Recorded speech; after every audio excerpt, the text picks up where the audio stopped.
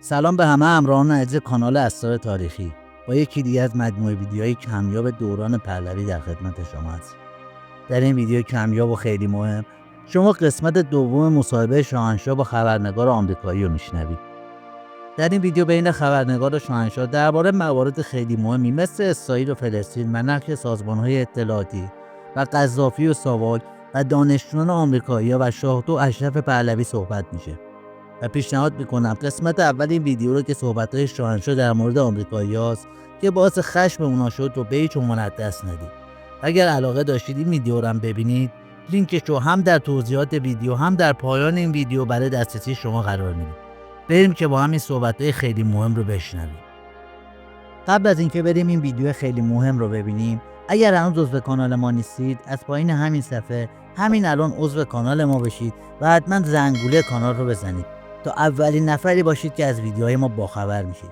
و ممنون میشم با لایک ویدیو و اشتراک گذاشتن نظراتون با ما و ارسال این ویدیو به دوستانتون هم ما رو حمایت کنید و هم دیگران رو آگاه کنید.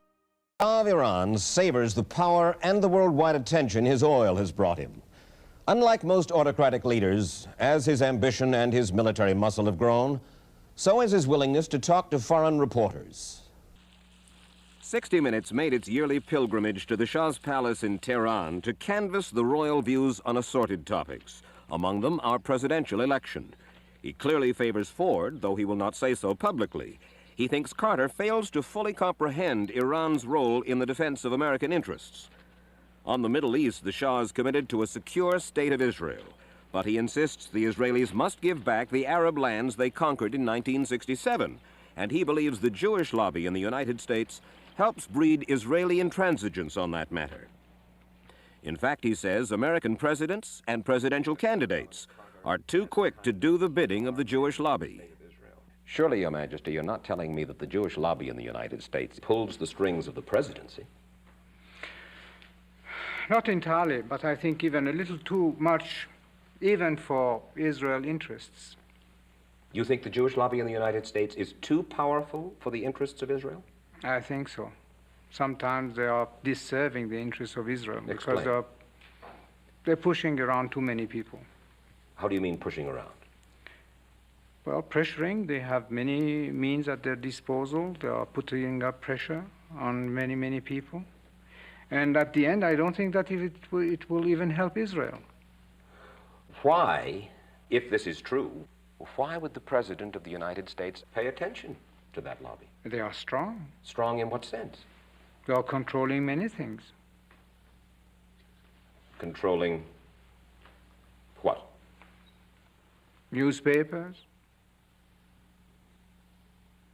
medias, Your Majesty. banks, finances, and I'm going to stop there. Well, now, wait just a second. You really do believe that the Jewish community in the United States is that powerful? They make the media reflect their view of foreign policy? Mm-hmm. Yes. They do not report, we do not report honestly? Don't mix things, please. I don't say the media. I say in the media they have people. Not the entire media. Some newspapers will only reflect their views, yes. No? The New York Times, for instance, is owned by the Salzburger family, who are Jewish. Are you suggesting that the New York Times is biased in its treatment of the question of Zionism, Israel's existence, the United States' relationship with the Arab world? I will have to put all the articles of the New York Times written on this subject and draw the conclusion. You can put this to the computer and it will answer you. What you're saying is that, yes, you do believe. Well, let's wait for the answer of the computer. Washington Post? The same. The networks? Less. I must say you are speaking with your characteristic candor. Yes, if you like. I try to be candid. I have always been. He was even-handed in his candor. Next, he turned to the Palestinians. The Palestinians obviously had the sympathy of many, many people, almost all the countries in the world prosecuted people, stateless people, looking for a home or something. Yeah. You know, exactly like the sympathy that the Jews had when they were searching for a home. Right. But our good Palestinian friends must know that there is only a limit to where they can go and bully the world. Bully the world? Yes, by terrorism and blackmailing and this and that. You know perfectly well, Your Majesty, that the leaders of the Arab world find the Palestinians as much a problem almost as the Israelis do. Isn't that a fact? What I can say is that they should really open their eyes, reassert their situation. And if there is a hierarchy and someone there in command Of the Palestinians, you mean? of the Palestinians, to start a new policy, because the actual one is going to lead them nowhere. With whom do they really have understanding?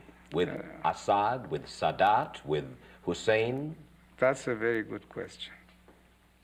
They have none with any of these leaders. Not to my knowledge. And they seem to be out of control. It seems so today. And what about the Arab leader who supports the Palestinians, the terrorists, with his oil money, Muammar Gaddafi of Libya? He's crazy. You really believe that? Oh, yes, no doubt. The man is absolutely irresponsible and crazy. We moved on to the subject of Iranian money and tales of monumental corruption, bribery, even in the royal family. Princess Ashraf is the Shah's sister. Let me quote to you from a piece in the Washington Post. A wealthy Iranian businessman says, "Not a truck can move anywhere in this country without a payoff going to Princess Ashraf."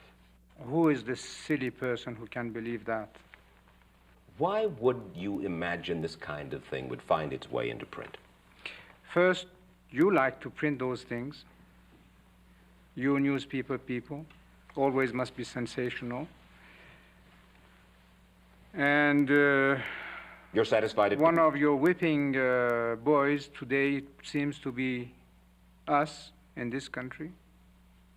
So, you go for these things. But so many stories like this have proved to be true. They all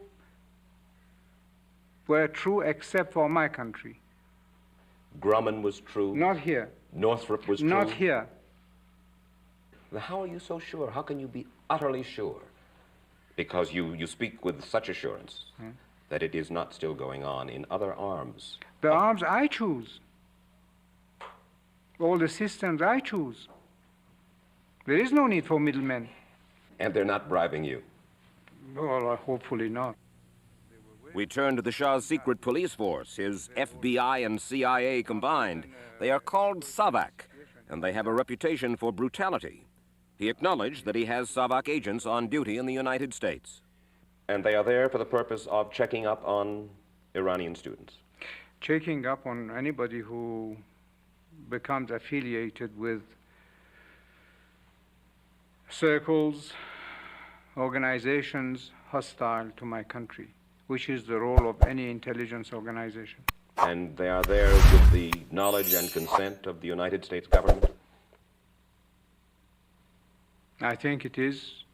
The deputy director of SAVAK, a man by the name of Parvis Sabeti, is reported to have castigated the FBI for not keeping a closer watch on Iranian exiles and student groups in the United States. And according to that same report, he says the CIA is no help at all. He said, oh yes, He had said said. it.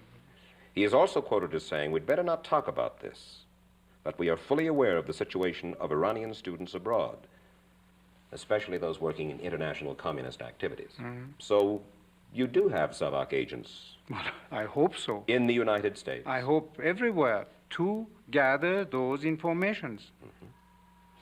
Now, when an outfit like the International Commission of Jurists comes here and then comes out with a report saying that in spite of what you say, Your Majesty, torture continues. How do they know? Well, they can't continue saying this.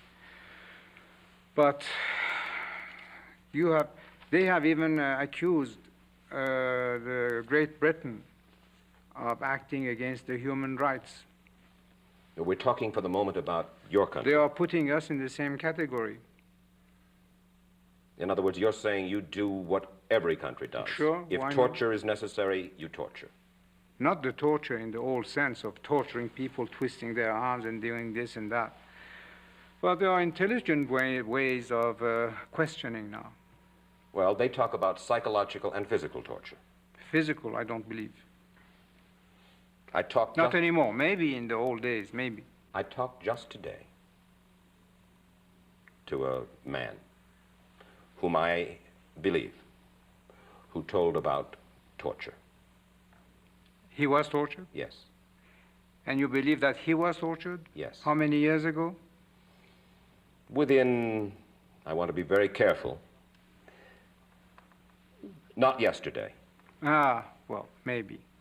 I don't know. The word has gone out to stop it, To stop what? torture.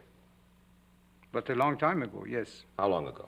Well, I won't tell you, as you don't tell me. CIA psychological profile about you, sir. No, I must admit that it's the first time I hear that. Truly? Yes? What is it?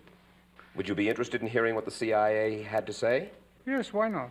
Really? Yes, why not? I have your permission? Yes, sure. You won't send me to the SAVAK if I ask? No, I would spare you this terrible ordeal of going through torture.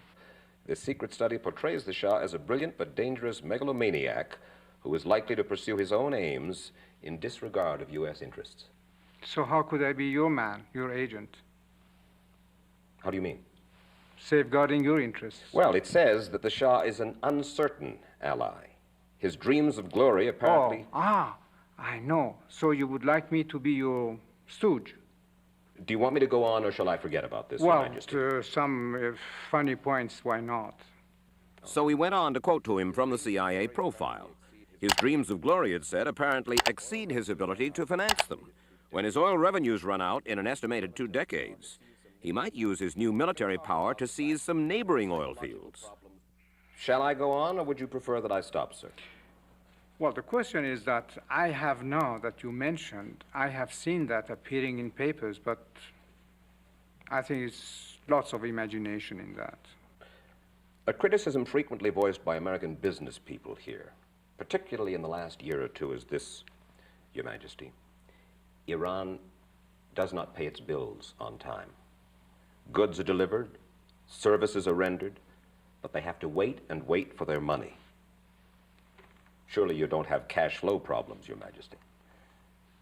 This is very new to me. Oh, I've heard this over and over again. Why don't they write to me? Well, perhaps now that you're suggesting that they write to you, they will. Sure. They say months and months go by. I can't believe that.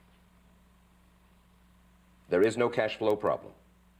Because you yourself confess that you are in deficit this year. I don't think so.